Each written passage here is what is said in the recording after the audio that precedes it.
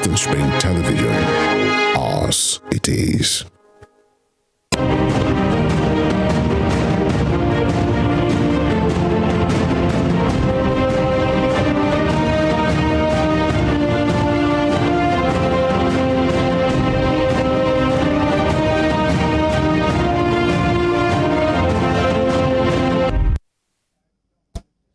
Here are the top stories of the news. Presidential candidate of the Labour Party, Peter Obi, calls on Nigerians to shun tribal and religious sentiments. Nigeria troops eliminate more than 50 terrorists in various theaters of operations in the northeast and northwest region in 3 weeks. On the foreign scene, U.S. congressional Republicans have labeled the discovery of classified files at one of President Joe Biden's residences as a national security risk.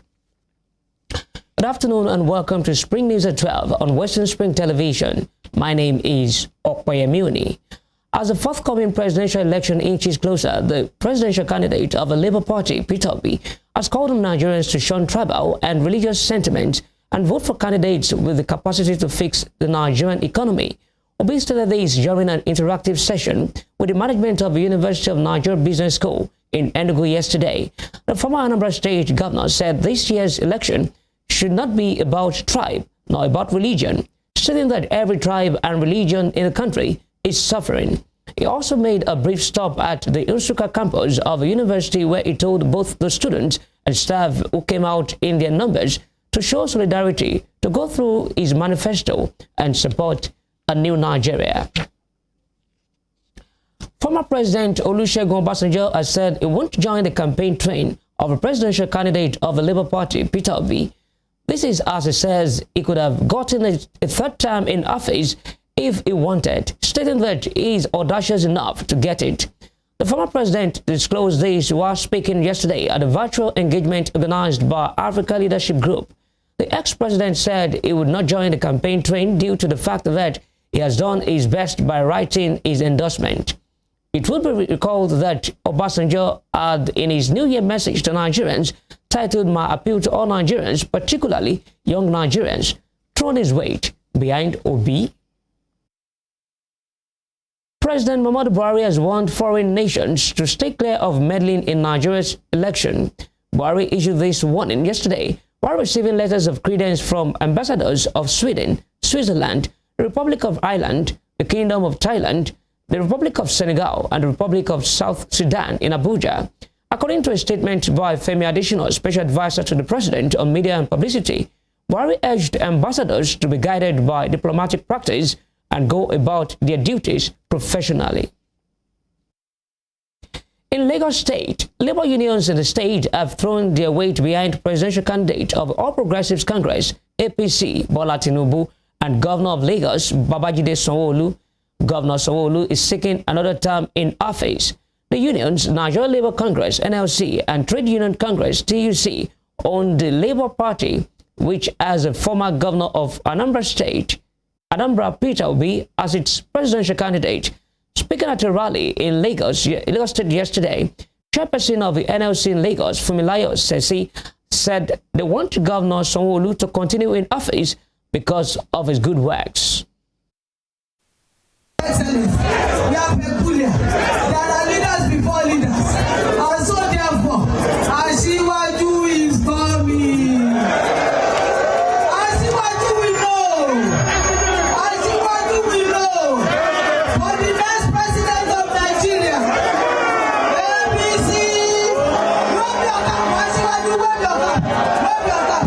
Wave your cap. Wave your cap. Wave your cap. Wave your cap. Asiwaju,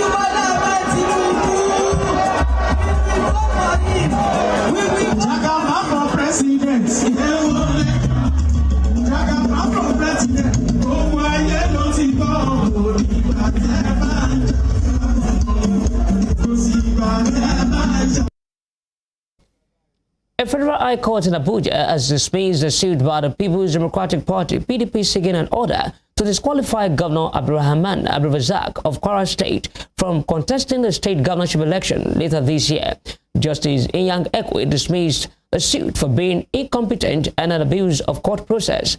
It said the PDP lacked the right to sue since it was not a participant in the All Progressives Congress governorship primary that produced Governor Abdulrazak. Justice Eko added that there is no provision in the Electoral Act or the Constitution that gives a political party that legal right to challenge the candidacy of an aspirant. The judge further noted that the governorship primaries, being an internal affair of APC, completely rules out the part of the PDP in seeking to dictate how it conducts its affairs. The Supreme Court has agreed to promptly hear an appeal by a serving lawmaker, Peter Nwabushi, who was sentenced to 7 years imprisonment. Nwabushi, who currently represents Delta North Senatorial District in the 9th National Assembly, was convicted by the Court of Appeal in Lagos in July 2022, alongside his two companies, Golden Touch Construction Project Limited and Swimming Electrical Limited, for laundering 322 million naira in 2014. Nwabushi, however, challenged the judgment before the Supreme Court. In a ruling, a 5-member panel of the Apex Court led by Chief Justice of Nigeria, Justice Olukade Aruola, granted Nwabushi's prayer that his appeal be brought forward and heard promptly. Justice Aruola, in the lead ruling, said Nwabushi's application have not been opposed by the Economic and Financial Crimes Commission, EFCC, and other respondents should be granted as prayed. The CJN subsequently rescheduled the hearing of the appeal for February 9, 2023, as against the earlier date of November 21, 2024. To security matters, the Defense Headquarters says troops of the armed forces eliminated more than 50 terrorists in various operations in Northeast and Northwest theaters of operation in 3 weeks. The Director, Defense Media Operations, Major General Musa Damandami, made this known while briefing newsmen on the operations of the military across the country yesterday in Abuja. Damandami said the troop of Operation Adin Kai between December 30th and January 12th eliminated no fewer than 25 Boko Haram and Islamic State of West Africa province terrorists in the Northeast. He said that the troops also apprehended 18 terrorists and 21 logistics suppliers, 2 foreign informants, and 5 kidnappers across the theater during the period. The Mandami added that the troops also rescued 47 abducted civilians, while a total of 377 Boko Haram ISWAP terrorists and members of their families, comprising 52 adult males, 126 adult females, and 199 children, surrendered to troops. The Osun State Police Command has confirmed the kidnapping of 2 farmers, Samuel Oladotu and Fashola Tobiloba. It was gathered that both farmers were kidnapped by some unidentified men in Iliogbo, Olaoluwa local government area of the state on Wednesday evening. The command spokesperson, Yemisi Opalola, told Rave FM News that the police were working to rescue the victims from the abductors, assuring that they will be rescued. Meanwhile, reports say relatives of one of the victims received a call from the kidnappers who asked for a sum of 10 million naira to release them. The incident happened, the abduction happened, but we are working tooth and nail to ensure that those people that have been abducted are taken back. Presently, the case has been transferred to the section, the anti-kidnapping section, who are working since that day to ensure that these people are brought back to their family, hale and healthy. The abducted Edo Area Customary Court President, Mrs. Precious Aigbonoga, has regained her freedom. The Edo State Police Command confirmed the rescue yesterday, stating that a police officer was killed during the operation. The Command Public Relations Officer, Mr. Chidi Nwabuzo, said Mrs. Aigbonoga was rescued by a joint team of military and police operatives at a place called Scorpion Hill inside the forest where she was held. Aigbonoga was kidnapped on Monday around Uguneki area on her way to Igweben local government area, Edo, where she serves as president. Igweben Area Customary Court, it was gathered that in the process of rescuing the victim, there was an exchange of heavy gunfire between the police and the bandits, which led to one of the officers paying the ultimate price. In Anambra, gunmen have attacked and killed 4 operatives of the state vigilante services and also set 5 buildings ablaze. It was gathered that the incident happened in Iyala local government area of Anambra State yesterday morning. A source in the area said after attacking and killing the vigilante operatives at the local government secretariat, the gunmen used improvised explosive device to burn down 5 buildings in the area. A state police spokesman, DSP Tochukwu Ikenga, who confirmed the incident, stated that the reason for the attack could not be ascertained. Ikenga said police operatives were alerted, and when they arrived at the scene, one of the gunmen was killed by police operatives when they were confronted. You are watching Spring News at 12 on Western Spring Television. We'll be right back after this break.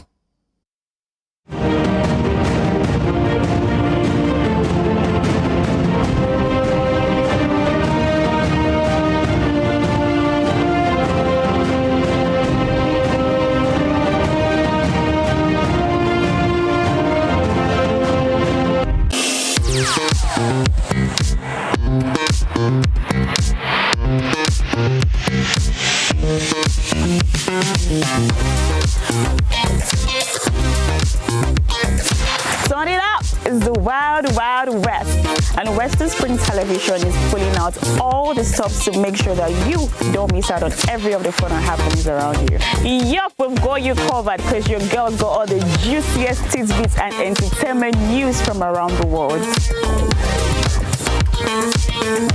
Cross over to the chocolatey side of entertainment. Join me, Chocolate Cassie, on Eccentric as we take you into every bit of the juiciest news, fashion, music, movie updates, and other trending conversations. Together on the show, we'll get personal with your favorite celebrities via phone call, Zoom, or even live here in the studio.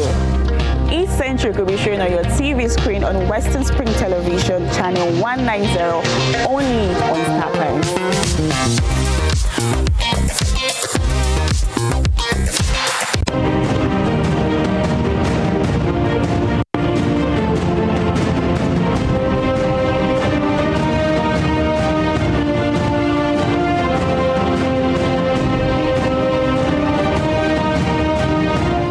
Welcome back on Spring News at 12. Now to the rest of our stories.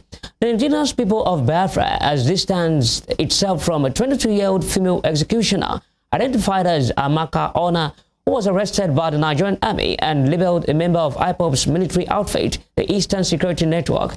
The alleged executioner, following her arrest in Imo State, had reportedly confessed to killing 5 persons so far. But in a statement, IPOB spokesman Ima Powerful said that Ona was not a member of a security network, other than that her arrest and confession was a ploy to discredit the group. He claimed that the purported female executioner, in a confessional statement, claimed to have joined the network 4 months ago. Shows that she was handed a very poor script because IPOB stopped the recruitment of ESN operatives since 2020. Following the crisis that rocked Ikare Akoko, the headquarters of Akoko Northeast local government area of Ondo State, the state government has relaxed the 24-hour curfew earlier imposed on the community. The Commissioner for Information and Orientation, Bamdele Ademola Olateju, disclosed that the decision was taken at a state executive council meeting, revealing that the curfew had been relaxed from 6 p.m. to 6 a.m.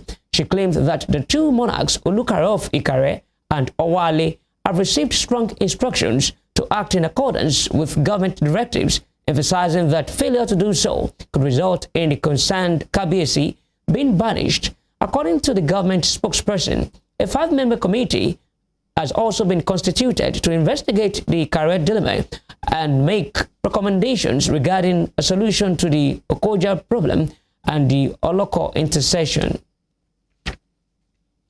In business, Senate President Ahmad Lawan says the upper legislative chamber will turn the heat on various revenue-generating agencies for adequate revenue to fund implementation of a 21.83 trillion naira 2023 budget. The federal government had proposed to borrow to finance the 11.34 trillion naira 2023 budget deficit. Speaking to journalists in Abuja, Senator Lawan said the government cannot continue to borrow on a yearly basis to fund the budget because it was unsustainable, preferring ideas on how borrowing could be drastically reduced. He said the upper chamber would, before its dissolution, engage the ministries, departments, and agencies of the government on ways to improve their revenue generation duties. Apple chief executive Tim Cook will see his annual pay package slashed by more than 40% this year. The technology giant says Mr. Cook requested the court after criticism from stakeholders. Apple's compensation committee awarded him a total target compensation of $49 million for 2023. Last year, the iPhone makers shares fell sharply in the face of supply chain issues and a global economic slowdown. On the foreign scene, congressional Republicans are demanding to see visitors' logs for United States President Joe Biden's homes, arguing that the discovery of classified files at one of his residences is a national security risk. Mr. Biden acknowledged that sensitive materials was found in the garage of his house in Delaware. The Justice Department has appointed an investigator to look into the files. News that sensitive documents dating from Mr. Biden's time as vice president had been found in a private office at the Penning Biden Center, a think tank in Washington, emerged earlier this week. That was followed by a disclosure that a second cache was discovered at Mr. Biden's home. U.S. Attorney General Merrick Garland revealed in a news conference that the second cache had been found on the 20th of December at Mr. Biden's private home in Wilmington, Delaware. Speaking to reporters, Mr. Biden again said his lawyers had notified officials of the discovery and that he took the matter seriously. People know I take classified documents and classified materials seriously. I also said we're cooperating fully and completely with the Justice Department's review.